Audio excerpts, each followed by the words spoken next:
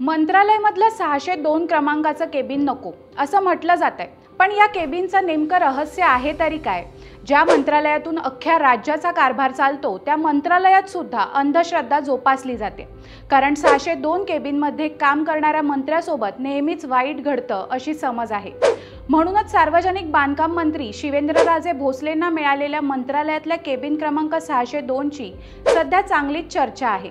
याचं कारण असं की 2.5 दशकांपासून ज्या मंत्र्यांना ही केबिन मिळाली त्यांना वाईट गोष्टीचा सामना करावा लागलाय।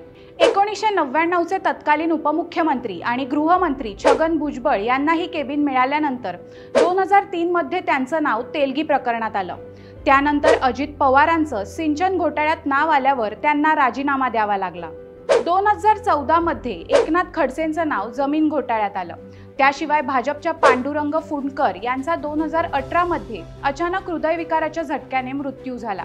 भाजपा नेते अनिल बोंडे यांचा 2019 मध्ये निवडणुकीत पराभव झाला। सध्या 602 हे केबिन भाजपचे मंत्री शिवेंद्रराजे भोसले यांच्या सार्वजनिक बांधकाम विभागाला देण्यात आलंय।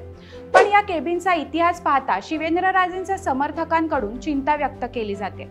यामुळे या केबिनचा वापर सार्वजनिक बांधकाम विभागाकडून केला जातोय, तर शिवेंद्रराजेंचं काम हे त्याच्या शेजारच्या केबिनमधून सुरू आहे। म्हणूनच पुरोगामी महाराष्ट्रात राज्याचा कारभार चालणारं मंत्रालय सुद्धा अंधश्रद्धेच्या विळख्यात अडकलंय का?